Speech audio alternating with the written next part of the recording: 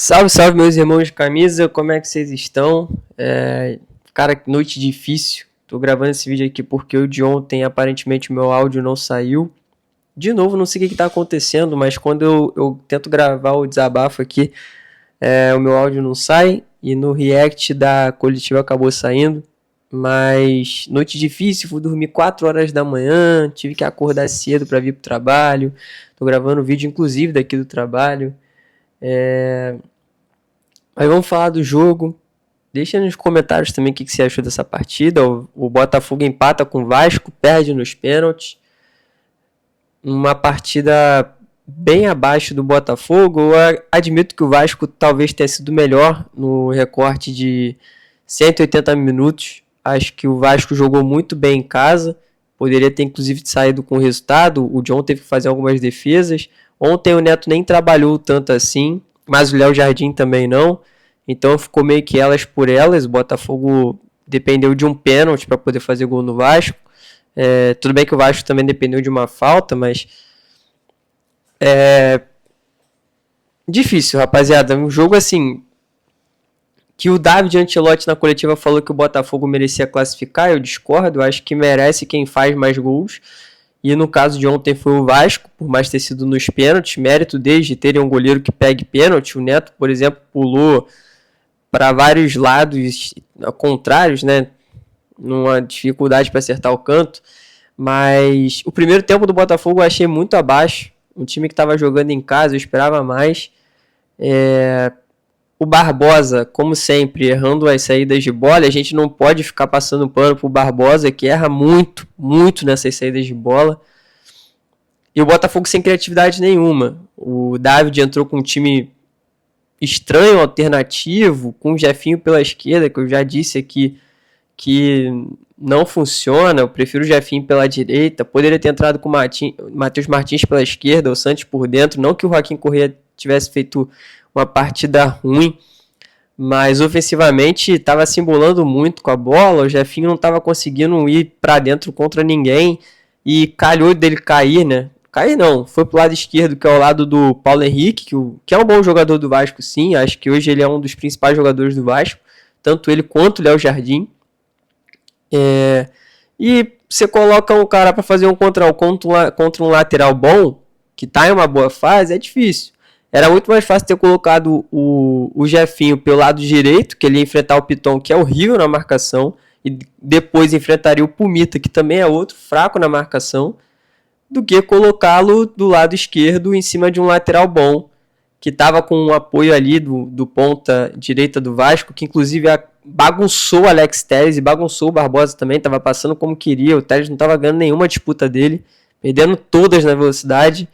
Barbosa com uma partida muito abaixo, mas ofensivamente também as escolhas do David não colaboraram. Entendo que colocou um time mais alto para tentar diminuir na bola aérea, o que eu acho que não é nem tanta preocupação assim, porque o Vasco teve muitas jogadas por baixo também. Teve algumas chances ali com o Coutinho, com o Verratti, que finalizaram mal, a gente também teve. Acho que foi um jogo bem equilibrado e um nível bem abaixo também. Mas o primeiro tempo do Botafogo, assim, bizarro. Pro que a torcida estava disposta a fazer, pela festa que aconteceu, a gente não teve metade. Tipo assim, a gente não teve o retorno de metade do que a torcida tentou fazer ontem no estádio. Tanto da festa, do clima, da pressão que tentou colocar. O time não devolveu isso para a torcida. E aí, para vocês verem que a torcida nem sempre faz a diferença. Não faz, mano. Simplesmente quando os caras não têm a qualidade técnica necessária, não adianta. Você pode ter a melhor torcida do mundo. Se a torcida fizesse diferença, nenhum time perderia em casa. Entendeu? Então, assim, depende muito mais dos jogadores do que da torcida. A torcida, ela pode impulsionar que um jogador bom consiga se encontrar na partida, se ligar mais e tal, mas se o cara é limitado, não tem muito que a torcida vai fazer. A torcida não vai conseguir fazer o cara virar o Messi do nada, entendeu? Ela pode fazer o Messi, que está ali numa minutagem talvez desligado na partida, se acordar. Mas mais do que isso ela não pode fazer. A torcida não pode fazer o gol pelo jogador. O jogador tem que acertar o gol, o jogador tem que finalizar. A torcida não pode fazer isso.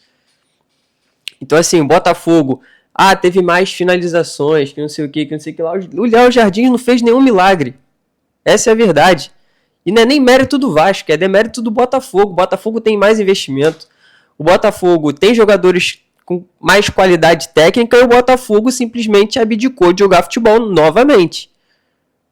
Não sei se o medo de errar é tão grande que faz com que ninguém acerte nada. O medo de perder, rapaziada, é o famoso ditado. O medo de perder não pode ser maior do que a vontade de ganhar. Mano, perde de 2-0. Vai ser eliminado igual se nos pênaltis. Agora você não pode perder abdicando de tentar jogar bola. O Jefinho não tentou uma jogada. Por mais que tivesse sido contra o Paulo Henrique, não tentou 1 contra 1. Não foi pra dentro. O Matheus Martins entrou com muito mais coragem que ele. O Correia se embolando com a bola. O próprio Jefinho também recebeu uma bola que ele se embolou, dominou mal pra caramba. Gostei da partida do Ponte, que também perdeu um gol de cara. Né, aí eu vou falar aqui, é meio até contraditório, né, que eu venho criticando bastante o Marlon Freitas. Acho que o Marlon Freitas, dentro do que ele poderia fazer ontem, ele fez. Acho que ajudou até um pouco mais na marcação ontem. Então, assim, dentro do que ele poderia fazer, do que ele está acostumado a fazer, eu acho que ele fez até um pouco mais. Lançou bola, ajudou um pouco mais na marcação. Só que o Marlon Freitas, novamente, ele tem dificuldade de se apresentar no ataque. Dificuldade de conseguir tocar a bola, às vezes, um pouco mais ofensiva. E aí dificulta na criação. O Botafogo muito tocando bola de um lado para o outro e cruzando. E o Botafogo não sendo aquele time que vai na profundidade para cruzar. Querendo cruzar de trás, da bola que vem de trás, essa bola para o zagueiro tirar, é muito mais fácil. Muito mais fácil. Porque o atacante tem que pegar de costas pro gol, pô. É muito mais, é muito mais difícil pra gente. E o Botafogo, com diversos escanteios, não consegue acertar um cruzamento de escanteio, pô. O Telles, na partida péssima dele, fez o gol de pênalti, pô, valeu, fez o gol, também perdeu, mas fez o gol. A gente foi pros pênaltis porque o Telles fez o gol de pênalti. Beleza, maneiro. Mas a partida dele muito abaixo, pô. Vai pro escanteio e não consegue acertar um cruzamento. Alexander Barbosa, com 2 metros de altura, não consegue ganhar uma bola aérea na área ofensiva. O Pantaleão também hoje não conseguiu. Cara, a jogada aérea do Botafogo hoje 0. E a jogada aérea é um ponto fraco do Vasco. É um ponto fraco dos caras e o Botafogo não conseguiu explorar. Os cruzamentos muito ruins. Muito ruins, mano. Não dá assim. Agora só no resto brasileiro, eu acredito que o Botafogo vai brigar ali no G4. Dependendo de como esteja na Libertadores para os outros times. Pode ser que eles tropecem no brasileiro também. E dê para o Botafogo chegar. Agora, precisa escalar melhor o time. O time que jogou contra o Bragantino, mas é o Bragantino, estava em má fase. Não importa, irmão. A gente tem que pegar, como eu já falei, a gente tem que pegar time que está em má fase e amassar mesmo. Tem que pegar e amassar mesmo. E isso é um resultado de que aquele time ali pode servir para alguma coisa. Porque o time que pega um time que está em má fase e não amassa, ele vai servir para quê? Tem que amassar, tem que fazer o goleiro dos caras fazer milagre mesmo. Rapaziada, o time do Vasco corre o risco aí de ser atropelado pelo time do Renato Gaúcho. O time do Vasco é muito ruim. Muito ruim. Tem o Léo Jardim, o Paulo Henrique, o Coutinho, que jogou bem, na minha visão, ontem, que tenta individualmente, chama a responsabilidade. Tem o Nuno, que é um bom jogador, e só. O Verratti é um perna de pau, a zaga dos caras com o Hugo Moura. O lateral esquerdo deles era o Pumita Rodrigues no segundo tempo. O cara só tem o pé direito. E ainda assim, o Vitinho entra marcando a perna esquerda do cara. Como? O cara não tem canhota, irmão. O cara tem que trazer pra trás pra poder cruzar na área e você vai marcar a perna esquerda do cara por quê? Vocês não conhecem o adversário de vocês, mano? Vocês não estudam? Pô, a gente que é torcedor, a gente acompanha futebol, a gente sabe. Eu aqui tenho que estudar na minha área aqui de marketing, de filmagem, eu tenho que estudar, tenho que ver a concorrência também para saber o que eles estão fazendo. Não é só trabalhar aqui, chegar em casa, vou dormir, vou descansar. Os caras treinam durante o dia, não podem estudar o adversário durante a tarde? Que isso, pô? Não pode pegar para conhecer o adversário, conhecer o elenco adversário? Aí é bizarro, pô. E você não precisa nem, tipo assim, assistir jogo não, mano. Vai nos comentários aí, pós-jogo, de torcedor vascaíno, sei lá. Eles sempre vão falar mal de algum jogador, assim como eu tô criticando a partida abaixo de muitos hoje aqui. Eu acho que hoje quem fez uma boa partida... Hoje não, ontem. Quem fez uma boa partida foi o Pantaleão. Achei que foi bem ok. O Matheus Ponte, dentro do possível. Acho que o Santos também poderia ter jogado um pouco melhor, mas foi ok. Como eu já falei, a falta de um segundo volante para aproveitar mata o ataque.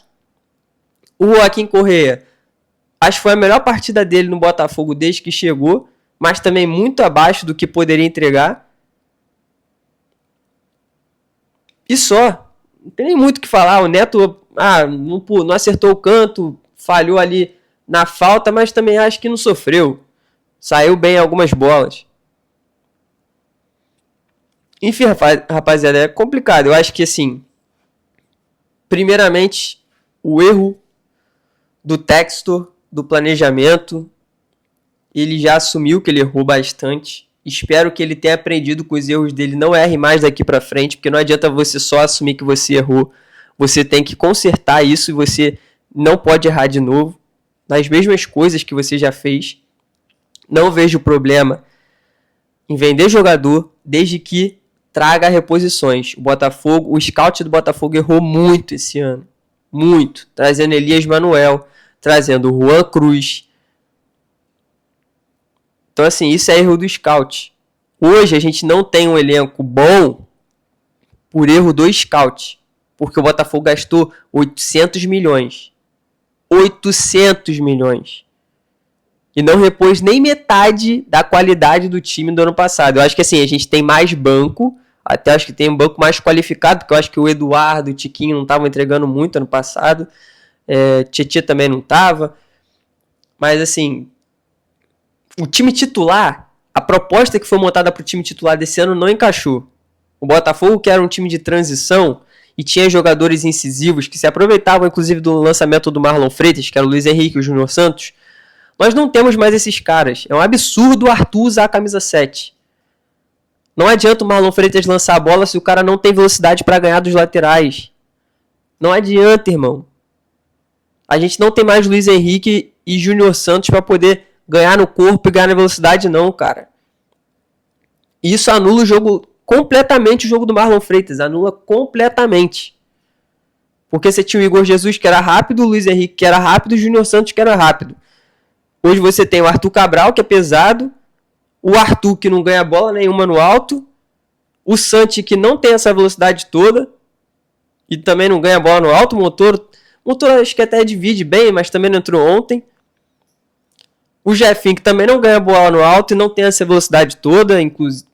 Cara, aí é por isso que eu critico o Marlon, cara. Porque eu entendo as limitações dele, eu entendo que ele tem funcionalidade. Se o Botafogo tivesse ganho de 2-0 e o Vasco tivesse que atacar, beleza. Porque o Vasco teria que atacar e isso ia cansar o time do Vasco. E aí o Marlon Freitas lançaria a bola nas costas. Ajudaria. Por mais que o jogador não tenha tanta velocidade, ele já pega um time cansado. Agora, o cara não tem velocidade e o time levar para os pênaltis é vantagem, porque os caras têm o Léo Jardim. Aí eles não precisam cansar tanto o time atacando. Não tá em desvantagem. E para os pênaltis você tem um bom goleiro. Jogaram com o regulamento debaixo do braço, pô. O Vasco nem fez uma partidaça aqui. Eu acho que o Vasco fez uma partidaça lá. Aqui não precisou. E mesmo assim, eu acho que o Vasco teve algumas individualidades melhores do que a do Botafogo. Acho que o ponta-direita do Vasco teve alguns lances bons, individuais. O Coutinho também estava muito bem. A zaga do Botafogo dando bote muito errado. O Paulo Henrique do Vasco cortando 2. Teve uma hora ali que ele saiu da marcação do Correia e do Jefinho por dentro dos 2. No meio dos 2, mano. Saiu ali, passou. Bizarro. Lateral dos caras, pô. Passando no meio de 2 do Botafogo. Marcação frouxa. Botafogo teve até um momento ali de pressão alta, mas que estava até recuperando a bola rápido, mas não sabia o que fazer com a bola. Pouca criatividade por dentro, o último passe, todos errados, jogadores afobados. E assim, muito por conta da escalação, que é incompreensível. Se fosse uma final de Libertadores, vocês deixariam o Savarino no banco para botar o Joaquim Correa? Ah, mas não era final. E aí, mano, mas o jogo é como se fosse uma final. O jogo valia a classificação pra semi. Tratou o jogo como se não fosse nada, pô. Botando time alternativo.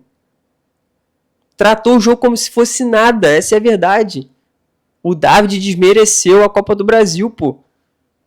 E a gente não tem a Copa do Brasil. E o cara me bota um time alternativo, irmão. Custou a classificação. Custou, mano.